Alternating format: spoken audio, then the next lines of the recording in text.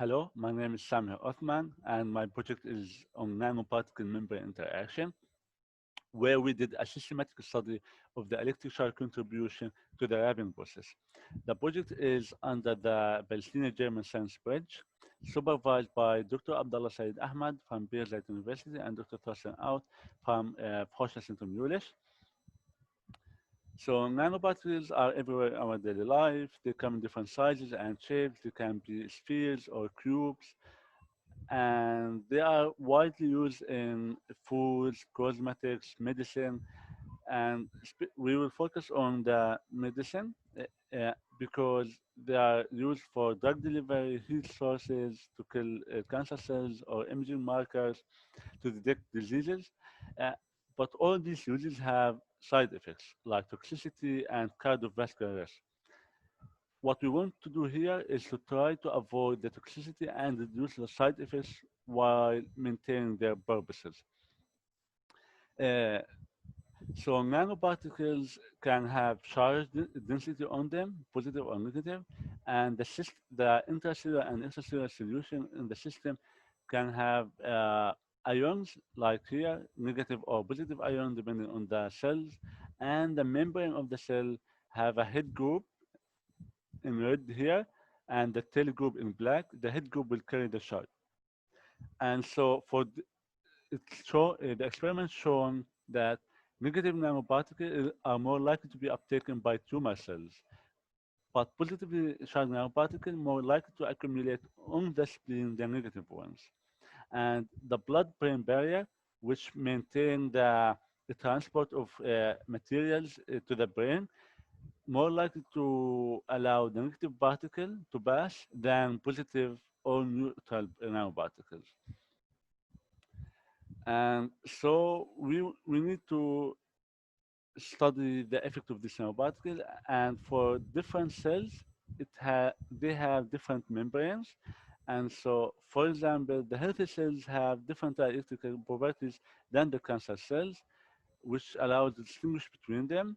The mammalian cells have different heat groups than the bacterial cells.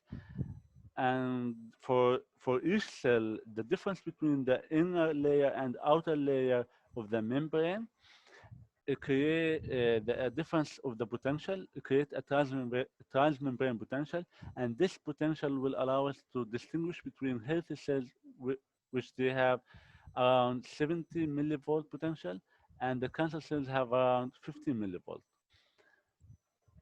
And so we need to study the nanoparticle membrane interactions with different properties, and with this study and understanding of the interactions will allow us to design a novel nanoparticle which can be used for successful drug delivery and we can avoid toxicity. So we need to implement a model that accounts for all the components we talked about. Our model, we have a continuum model that composed of the following. We have in blue here and in green intracellular, extracellular, intracellular solution. We have a nanoparticle with different dielectric materials, which can allow us to create the nanoparticle from gold, silver, silica, and different materials, and a thin outer layer which carry the surface charge density.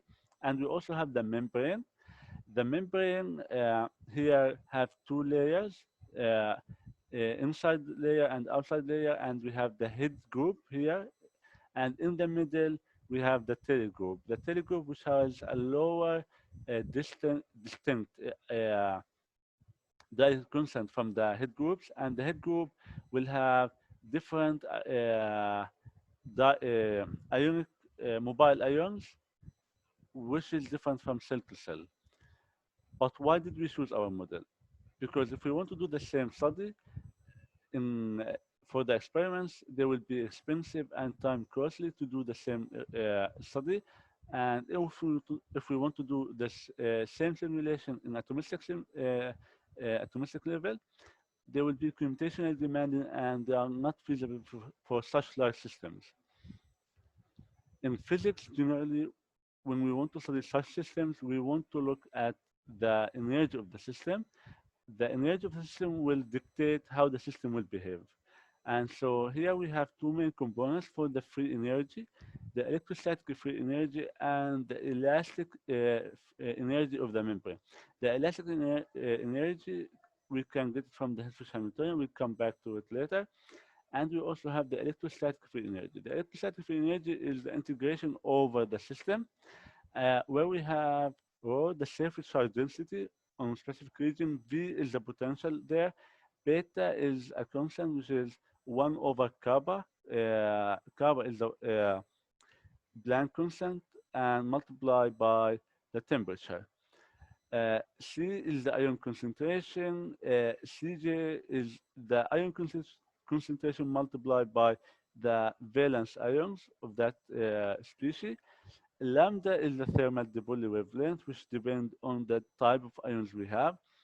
And mu is the chemical potential, which is dependent on the ion concentration itself. To in this equation, most of the parameters are features of the system except V, which we need to calculate, and V is the electrostatic potential. To calculate it, we need to use the Poisson equation, and since we have different ion species and different regions, we need the Boltzmann distribution, and together we get the Poisson Boltzmann equation, which is a nonlinear partial differential equation, and we have on the right side three terms. The first one, which accounts for the solution, the second term accounts for the membrane, and the third term accounts for the nanoparticle. And each of these terms will give us the surface charge density in that region. Since this is a nonlinear partial differential equation, we don't have a clear analytical solution for the equation. And so we go for the numerical solution, and we use the finite difference method to transform this form to a more simpler form which we can be solved numerically. So we get this equation will become like this, where we summed all the three terms on the right-hand side into one term here, O, O, which is the surface charge density here, over the whole region, depending on the point of the system. And this equation we will apply later numerically on the system. Now for the membrane is dictated by the features of the membrane, which mainly focus on sigma. The surface tension of the membrane. Kappa is the bending rigidity, which describes how much energy we need to put into the membrane in order to bend it. H is the mean curvature, which describes the shape of the membrane. And to get that one, we need to solve the membrane shape first. And to get the membrane shape, we need to solve this set of equations together, which and together they will give us the shape of the membrane. And this dependent on the particle radius, the wrapping degree we want, the wrapping of the degree of the membrane to the particle. And the wrapping degree goes from 0 to 180. So we can have it 0 to be non-wrapped and 180 to be fully wrapped. Our numerical implementation of the system is as follows. So we have a nanoparticle wrapped by the membrane. This is in 3D, and it's very complicated to do it in 3D. So we take advantage of the axisymmetric feature of the system along the z-axis, which allows to simplify the system from 3D to 2D. And this will allow us to solve the equation numerically using the finite difference method, the Newton-Raphson method, the Gunjit gradient method, and the Runge-Kutta fourth order method. The RK4 method will help us solve the shape equations and give us the shape of the membrane. This is the solution from our system. And with the shape of the membrane, we can discretize the system and get with endpoints along the x-axis and endpoint along the z-axis. So we have a total of n square points over the grid here, and we use the shape of the membrane to classify each grid point to which region it belongs, to the extracellular, intracellular, particle, membrane, tail group, or head group. And then we create similar grids and initialize them with the dielectric constant, charge densities, and various system parameters. And the distance between each 2 points is 0.25 angstrom, which is very good and allow us to have a high resolution in the system and more accurate results. In order to ensure numerical stability, we smooth the solution, we smooth the system parameters like the dielectric constant and the surface charge density on the nanoparticle uh, like this. So in green, which is a system without smoothing, and in red, which is a smooth system. And we, because here in the membrane we have a low dielectric constant, and in the solution we have a dielectric constant of around 80. And that sudden jump will make the solution fail numerically. Then we initialize for each point of the grid points we saw earlier, and one of the numerical equation we saw earlier, the Poisson Boltzmann equation, the numerical form. So we get around 6 to 16 million equations. And by solving all of them together, which takes around 3 to 8 hours, and solving them, we use a neutral absorption method and the Gunz gradient method together, and by iterating the system over and over until we reach a satisfying error for the equations, a minimum error of around 10 to the power minus 7. Uh, first, we have to test our model to ensure the success of it. So first, we tested the system for a particle-only system in a medium, then a particle in a solution, and we can see how the system fit together with the numerical solution fit with the analytical solution. But we see here a small difference from the analytical solution in red. The green and blue are the analytical solution for uh, the numerical solution for our system, and we see a small divergence around the edge of the boxes. This is because of the difference of different boundary conditions used on the box. So we can see here, we use the Newman boundary condition along the z-axis and Dirichlet boundary condition along the s-axis to ensure the numerical stability, which is for a large system, this would become for a large system and a system with a solution, this difference will be very, very, very small. And the next step, we compared our solution with a paper where they modeled a POBC membrane, and we can see how our solution in red fit together with the atomistic simulation in the dots, black dots. And we can see how with much quicker simulation, we can get a similar simulation to the atomistic level, but with a small difference around the edges because of the higher, we cannot achieve the same high accuracy of the atomistic simulation. Our system have many parameters, and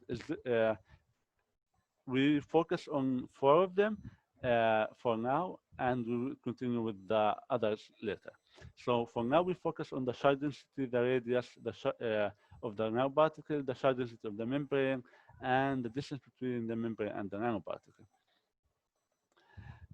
Here, now we start by wrapping a nanoparticle, a positive nanoparticle, and a negative nanoparticle by a membrane, where the membrane have a higher concentration of positive ions than negative ions. And to compare different systems with different parameters, we need to normalize the energy between all of them. And so we use delta delta G, where we start by delta G, where G, as we saw before, the free electrostatic energy for a specific core, minus the free energy for a same membrane, flat membrane, minus the free energy of a nanoparticle without a membrane, and then we add the electrostatic, the elastic bending energy. Then we use delta to the G for a specific charge density, and we take out delta G for the same system but without any surface charge density, and this allows us to compare our results together. So here we have in blue the wrapping of the negative nanoparticle, and in red the wrapping of a positive nanoparticle, and we can see here that the wrapping of a membrane of which has a higher concentration of positive ions than negative ions is more favorable than the wrapping of a positive nanoparticle is more favorable than the wrapping of a negative particle.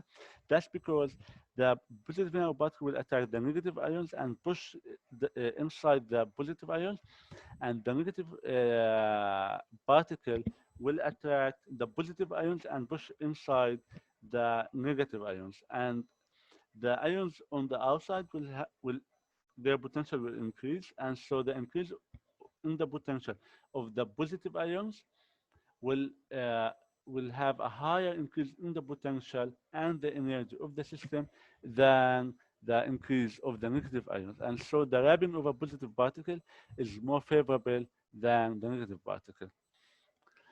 Now here we have the same system, but for different membrane charging, different concentration of the positive ions. So in red, we have the lowest, in black the medium, and in blue the highest concentration of positive ions than negative ions. And in the top figure, we have the wrapping of a positive particle, and on the bottom we have the wrapping of a negative particle. And we can see how it's more repulsive here. The higher concentration of the ions on the membrane, it become more difficult to wrap. But for a positive particle, it become more easier to wrap. And this also have will also tell us that the higher concentration will make the membrane more stiffer to bend. One last thing is we have the particle radius and the particle distance, and we can see here in the on the left the wrapping of with the same membrane as before, the wrapping of a negative particle is more difficult than the wrapping of a positive particle with the wrapping of the negative here. The wrapping of a negative particle uh, uh, is more difficult for a system with a higher radius, but on the right side, if when we have a higher radius for the in blue on both sides, it will become more easier to wrap up to some specific wrapping fraction. And another point here, uh, in red, which we have the distance between the membrane and the particle. So we start from around 4 nanometer difference between the membrane, and we bring the particle closer and closer to the membrane, and we can see that the positive particle in red would like to go closer to the membrane, but the negative particle does not like to go to the membrane. And this tells us how some particles will like to accumulate on a membrane and others would like to stay away. As a summary, uh, particle size and shape is not enough to understand the wrapping process, and we need to also study the electrostatic interaction. Here we developed a model that combined continuum model of the membrane and a with a Poisson-Boltzmann equation to simulate the nanoparticle membrane interaction. This study will allow us to design the nanoparticle that target specific cells and we avoid toxicity.